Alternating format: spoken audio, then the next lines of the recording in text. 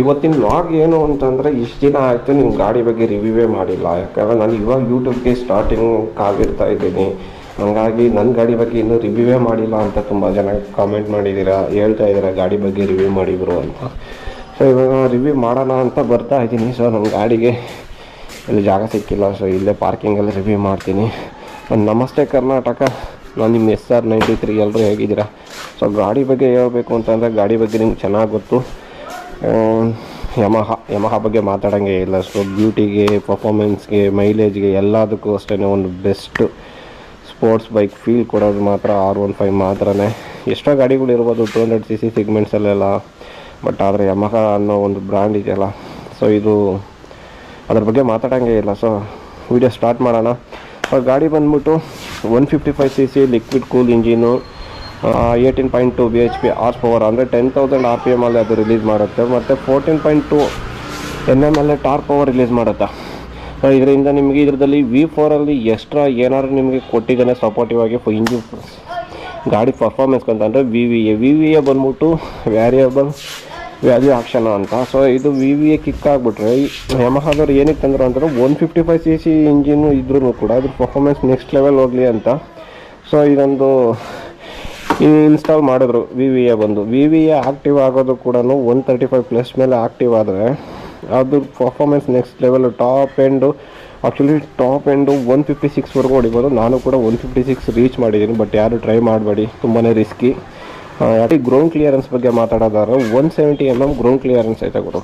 ಈ ಗಾಡಿ ಬಿಟ್ಟರೆ ನೆಕ್ಸ್ಟ್ ಗಾಡಿ ಯಾವ ಗಾಡಿಲೂ ಇಷ್ಟು ಕ್ಲಿಯರೆನ್ಸ್ ಕೊಟ್ಟಿಲ್ಲ, ಬಟ್ ಇದರಲ್ಲಿ 170 mm ಗ್ರೌಂಡ್ ಕ್ಲಿಯರೆನ್ಸ್ ಕೊಟ್ಟವನೆ. ಗಾಡಿ ವೇಟ್ ಬಂದ್ಬಿಟ್ಟು 141 kg ಇದೆ.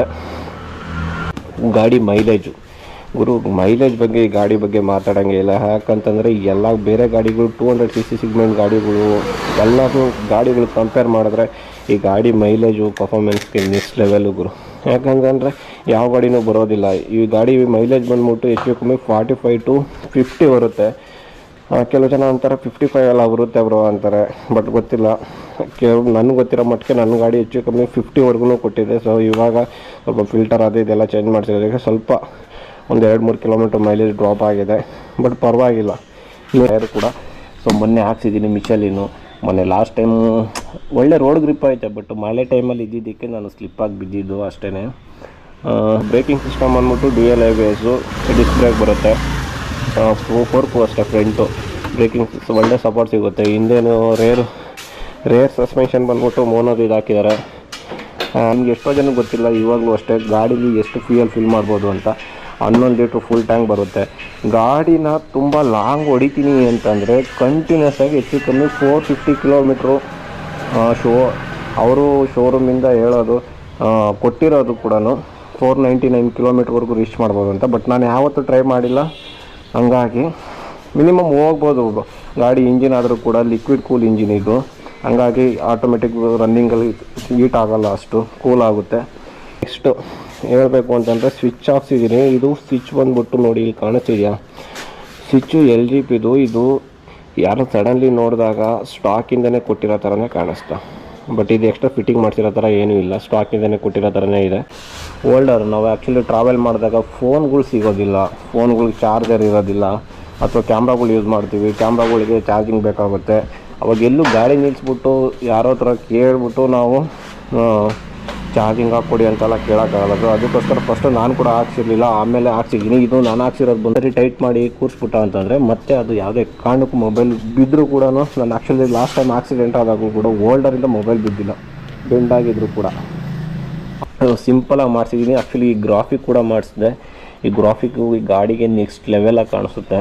ಸೊ ಯಾರಾದ್ರು ಮಾಡಿಸೋದಾದ್ರೆ ಸಿಂಪಲಾಗಿ ಇಷ್ಟೇ ಮಾಡಿಸಿ, ಎಕ್ಸ್ಟ್ರಾ ಏನೂ ಮಾಡ್ಸೋಕೆ ಹೋಗ್ಬಿಡ್ರಿ. ಯಾಕಂದರೆ ಸ್ಟಾಕಿಂದ ಗಾಡಿ ಬಂದರೆ ನಿಮಗೆ ಗೊತ್ತಾಗುತ್ತೆ. ಎಷ್ಟು R15 ಬಗ್ಗೆ ಮಾತಾಡೋಂಗಿಲ್ಲ, ಯಾಕಂತಂದರೆ ಸೊ ಬ್ಯೂಟಿಗೆ ಇನ್ನೊಂದು ಹೆಸರೇ R15. ಹಂಗಾಗಿ ಇಲ್ಲಿ ಎಲ್ಲ ವೈಸರ್ಗೆಲ್ಲ ಟಚ್ ಆಗೋಲ್ಲ. ಸೊ ಆ ಥರ ಫಿಟ್ ಮಾಡ್ತೀನಿ. ಬಂದ್ಬಿಟ್ಟು 1400 ಸಮಥಿಂಗ್ ಆಗುತ್ತೆ. ಸೊ ಇನ್ನೂ ನಿಮಗೆ ಪವರ್ ಜಾಸ್ತಿ ಬೇಕು ಅಂತಂದರೆ 1800-1900 ರೂಪಾಯಿನೂ ಐತೆ. ಸೊ ಸ್ವಿಚ್ ಎಲ್ಲ ಇದೆಲ್ಲ 200 ರೂಪಾಯಿಗೆಲ್ಲ ಸ್ವಿಚ್ ಸಿಗುತ್ತೆ. ಸೊ ಹೆಡ್ಲೈಟು ಮುಂದೆ ಕೊಟ್ಟಿರೋ ಲುಕ್ಕಿಗೆ ಗಾಡಿದು ಹೆಡ್ಲೈಟ್ ತುಂಬಾ ಪ್ರಾಬ್ಲಮ್ಮು. ಏನಕ್ಕೆ ಅಂತಂದರೆ ಪವರ್ ಸಾಲೋದಿಲ್ಲ. ನೈಟ್ ವ್ಯೂವಲ್ಲಿ ಪವರ್ ತುಂಬಾ ಡೌನ್ ಆಗಿಬಿಡುತ್ತೆ, ಮುಂದೆ ಕ್ಲಿಯರಾಗಿ ಕಾಣೋದಿಲ್ಲ.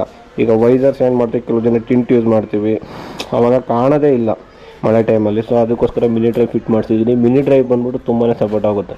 ಸೊ ನಾರ್ಮಲ್ ಸ್ಟ್ರೀಟ್ಸಲ್ಲೆಲ್ಲ ಹಾಕ್ಬೇಡಿ, ನೈಟ್ ವಿಸ್ ಆಪೋಸಿಟ್ ಬರೋದು ತುಂಬಾ ತೊಂದರೆ. ಇನ್ನು ಗಾಡಿ ಬಗ್ಗೆ ಹೇಳುವಂಥದ್ದು ಏನಿಲ್ಲ ಗುರು. ಈ ಗಾಡಿ ಅಂತೂ ನೆಕ್ಸ್ಟ್ ಲೆವೆಲ್ಲು, ಎಲ್ಲ ನೋಡ್ತಾ ಇರ್ತೀರಲ್ವ. ಸೊ ಬ್ಯೂಟಿಗಂತೂ ಇನ್ನು ಹೇಳೋಕ್ಕೆ ಹೋಗ್ಬಾರ್ದು. ಈ ಗಾಡಿ ಬ್ಯೂಟಿ ಮುಂದೆ ಯಾವ ಗಾಡಿನೂ ಇಲ್ಲ. ಸೊ ಗಾಡಿ ಮೇಲೆ ಕೂತ್ಕೊಂಡ್ರೆ ಒಂದು ಮಿಡ್ಲ್ ಕ್ಲಾಸ್ ಬಾಯ್ಸ್ಗೆ ಒಂದು ಸೂಪರ್ ಬೈಕ್ ಫೀಲ್ ಕೊಡೋದು ಜಸ್ಟ್ ಇದೊಂದೇ ಒಂದು ಗಾಡಿಗಳು. ಆಗಿನ ಕಾಲದಿಂದ R15 ಅಂದ್ರೇ ಕ್ರೇಜು, ಚಿಕ್ಕ ಮಕ್ಕಳು ಕೂಡ ಹೇಳ್ತಾರೆ. ಇನ್ನು ಗಾಡಿ ಬಗ್ಗೆ ಮಾತಾಡೋದಂದ್ರೆ ಇನ್ನೇನೈತೆ ಗುರು, ಎಲ್ಲ ಕಂಪ್ಲೀಟ್ ಅಪ್ಡೇಟ್ ಮಾಡಿದ್ದೀನಿ. ಸೊ ಏನಾದ್ರು ಡೌಟ್ಸ್ ಇದ್ದರೆ ಒಂದು 15,000-16,000ಕ್ಕೆಲ್ಲ ಚೈನ್ ಬಗ್ಗೆ ಸ್ವಲ್ಪ ಕಾನ್ಸಂಟ್ರೇಟ್ ಮಾಡಿ, ಯಾಕಂದರೆ ಚೈನು ಪಾಕೆಟ್ ಬೇಗ ವೀಕ್ ಆಗುತ್ತೆ. ಒಂದು 15,000ಕ್ಕೆಲ್ಲ ಚೇಂಜ್ ಮಾಡಿಸಿ ಚೈನ್ ಪ್ಯಾಕೆಟ್. ನಾನು ಆಲ್ರೆಡಿ 2 ಸರಿ, ಇದು 2ನೇ ಸರಿ ಚೇಂಜ್ ಮಾಡಿಸ್ಬೇಕು. ಟೈರ್ ಕೂಡ ಚೇಂಜ್ ಮಾಡಿಸಿದ್ದೀನಿ ಮಿಚೆಲಿನು. ನೋಡಿ ಮನೆಯೆಲ್ಲ ಆಫ್ ರೋಡ್ ಎಲ್ಲ ಹೊಡೆದು ಟೈರ್ ಎಲ್ಲ ಹೆಂಗೆ ಕಿತ್ಕೊ ಬಂದೈತೆ. ಏನೂ ಮಾಡೋಕ್ಕಾಗಲ್ಲ, ಕ್ರೇಜ್ ಇದ್ದಾಗ ಮಾಡಲೇಬೇಕು. ಇನ್ನೊಂದು ಗಾಡೀಲಿ ಫಾಲ್ಟ್ ಬಂದು ಇದರಲ್ಲಿ ಒಂದೇ ಒಂದು ಮೇನ್ ಕಂಪ್ಲೇಂಟು.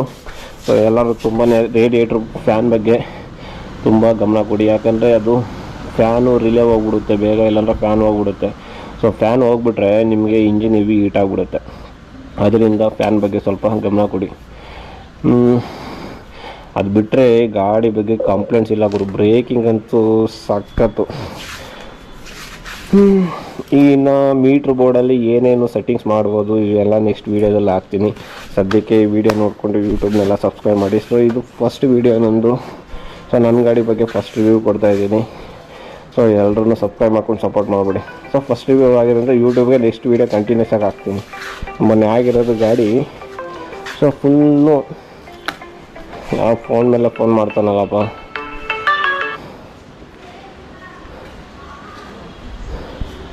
ಯಾರೋ ಫೋನ್ ಮಾಡ್ತಾಯಿದ್ದಾರೆ. ಸೊ ಮಾಡೋಣ ಗಾಡಿ ಬಗ್ಗೆ ಎಷ್ಟು ಮೈಲೇಜು, ಟಾಪ್ ಸ್ಪೀಡು. ಆ್ಯಕ್ಚುಲಿ ನಾನು ಟಾಪ್ ಸ್ಪೀಡೆಲ್ಲ 155+ ಮಿಷನ್ನೇ ಕಂಪ್ಲೀಟ್ ಮಾಡಿಬಿಟ್ಟಿದ್ದೀನಿ. ಸೊ ಈ ಗಾಡಿ 155cc 150+ ಹೊಡಿತೀನಿ ಅಂತಂದರೆ ಅರ್ಥ ಮಾಡ್ಕೊಳ್ಳಿ VVA ಸಪೋರ್ಟ್ ಎಷ್ಟು ಸಿಗುತ್ತೆ ಅಂತ. ಸೊ ಆ ಯಾಮಹದವ್ರು ಇದೇ ರೀಸನ್ಸ್ಗೋಸ್ಕರ ಸೊ ಲೋ CC ಕೊಟ್ಟು ಸ್ವಲ್ಪ ಅದಕ್ಕೆ ಪವರ್ ಇರಲಿ, ಯಾಕಂದರೆ ಸ್ಪೋರ್ಟ್ಸ್ ಬೈಕ್ ಅಲ್ವಾ, ಅದರ ಪರ್ಫಾರ್ಮೆನ್ಸ್ನ ಪಬ್ಲಿಕ್ ಎಂಜಾಯ್ ಮಾಡಲಿ ಅಂತ ಸೊ VVAನ ಕೊಟ್ಟಿದ್ದು. ಸೊ ಮಸ್ತಾಗಿರುತ್ತೆ ಅವರು. 200cc ಸಿಗ್ಮೆಂಟ್ಗೆ ಕಿಂಗ್ ಅಂತಲೇ ಹೇಳ್ಬೋದು R15. ಓಕೆ, ಎಲ್ಲರೂ ಸಬ್ಸ್ಕ್ರೈಬ್ ಮಾಡಿ ಸಪೋರ್ಟ್ ಮಾಡಿ ಆಯಿತಾ. ಈ ವಿಡಿಯೋ ಹಿಂಗೆ ಎಂಡ್ ಮಾಡ್ತೀನಿ. ನೆಕ್ಸ್ಟ್ ಲೆವೆಲ್ ಕಂಟೆಂಟ್ಸ್ ಮಾಡ್ತಾ ಇರ್ತೀನಿ. ಸೊ ಹಾಕ್ತೀನಿ. ಸೊ ಆದಷ್ಟು ಬೇಗ ಮತ್ತೆ ಸಿಗೋಣ.